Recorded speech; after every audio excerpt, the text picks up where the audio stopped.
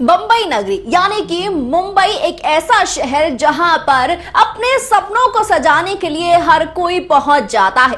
उन सपनों को बुनता है हर कोई कुछ इस तरह से कि मानो बस सपना पूरा हो ही जाएगा। हर कोई एक्टर बनने के लिए यहाँ इस इंडस्ट्री में आता है, लेकिन बहुत ज्यादा स्ट्रगल भी उसे करना पड़ता है।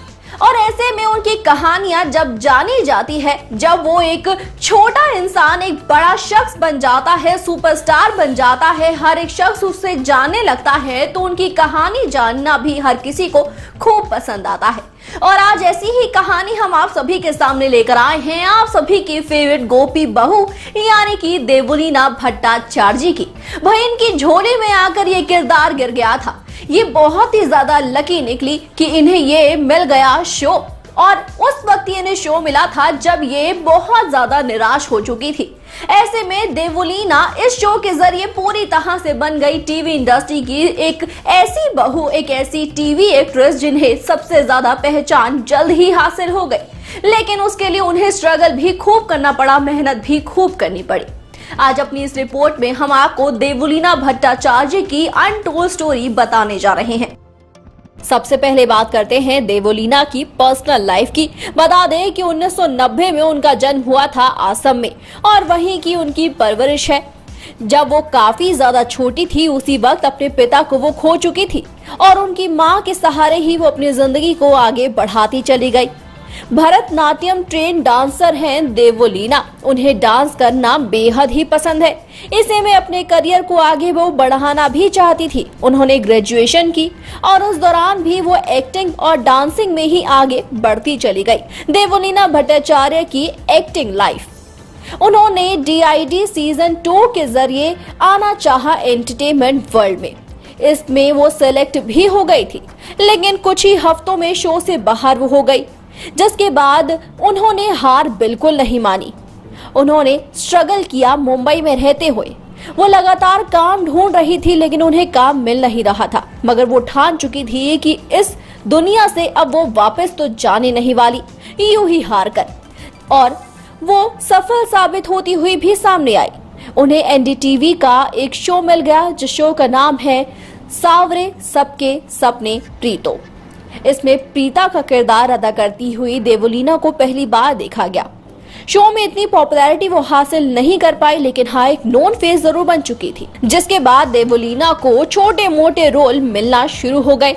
देवुलीना एक बड़ा रोल करना चाहती थी, मगर वो रोल उन्हें मिल नहीं पा रहा था, और उनकी किस्मत अचानक से ही चमक बैठी जब स्टार प्लस का one of the most popular show रह चुका साथ निभाना साथिया में गोपी बहू के किरदार में जिया मनिक नजर आ रही थी। उनके टेंट्रम की वजह से उन्हें शो से बाहर फेंका गया और लेकर आ गया एक नए चेहरे को। तो इस चेहरे के रूप में देवुलीना को देखा गया था।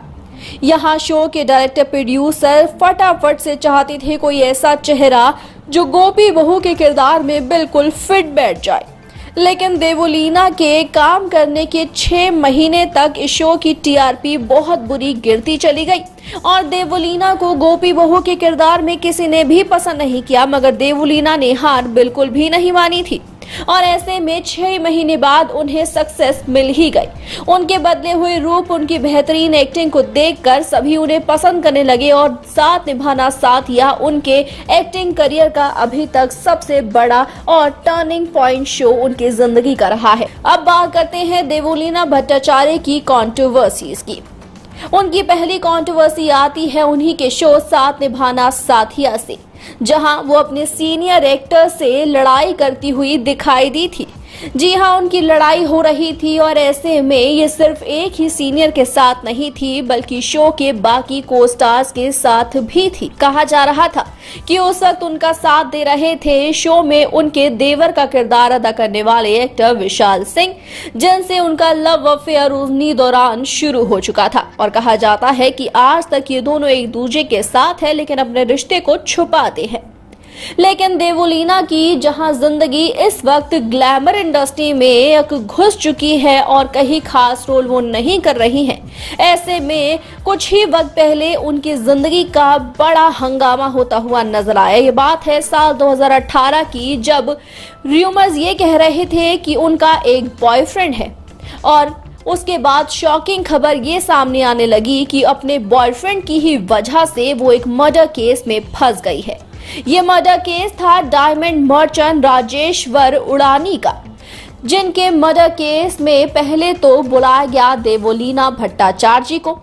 यहाँ पुलिस उनसे इन्वेस्टिगेशन कर रही थी और पुलिस का यहाँ शक उनको लेकर बढ़ता चला गया। ये शक इसलिए पैदा हुआ क्योंकि जो मर्डरर्स थे उनके साथ देवोलीना को देखा गया था और ऐसे में राजेश उड़ानी के फोन में देवोलीना का फोन नंबर भी पाया गया, कॉल रिकॉर्ड्स भी पाए गए।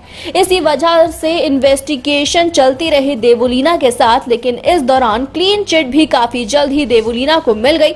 इस केस से वो रिहा हो गई, लेकिन पब्लिकली और मीडिया के सामने उन्होंने कभी भी इस बात का कोई जिक्र नहीं किया। इस कंट्रोवर्सी के बाद उन्हें लगातार मिल रहे थे बिग बॉस के ऑफर भी, लेकिन वो ये काम नहीं करना चाहती थी क्योंकि वो डिप्रेशन में जा चुकी थी। लेकिन अब आखिरकार वो बिग बॉस सीजन 13 के जरिए एक बार फिर से एंटरटेनमेंट वर्ल्ड में आने जा रही है अपने दर्शकों को एंटरटेन करने के लिए। तो दोस्तों, जाना आप सभी ने कि उनकी पर्सनल जिंदगी, उनकी प्रोफेशनल जिंदगी किस तरह की रही है और ऐसे में हाल ही में जो उन्हें लेकर खबरें सामने आई हैं, इस केस को लेकर, उनके अरेस्ट होने को लेकर, वो कितनी सच साबित हुई और कितनी झूठी, ये देवोलीना बेहतर जानती है। और इस बारे में वो जब बात करते हुए सामने आएगी, उस बात का तभी साफ तौर पर पता चल पाएगा। मैं दोस्तों, इस बारे में आपका क्या कहना है कि बिग बॉस सीजन 13 में आकर क्या देवोलीना भट्टाचार्य जी धमाल मचा पाएगी, शो को जीत पाएगी या नहीं, ये आप हमें कमेंट करके जरूर बताएं। और इसी के साथ इस वीडियो को लाइक, शेयर, चैनल को सब्सक्राइब के बिना बिल्कुल ना जाए।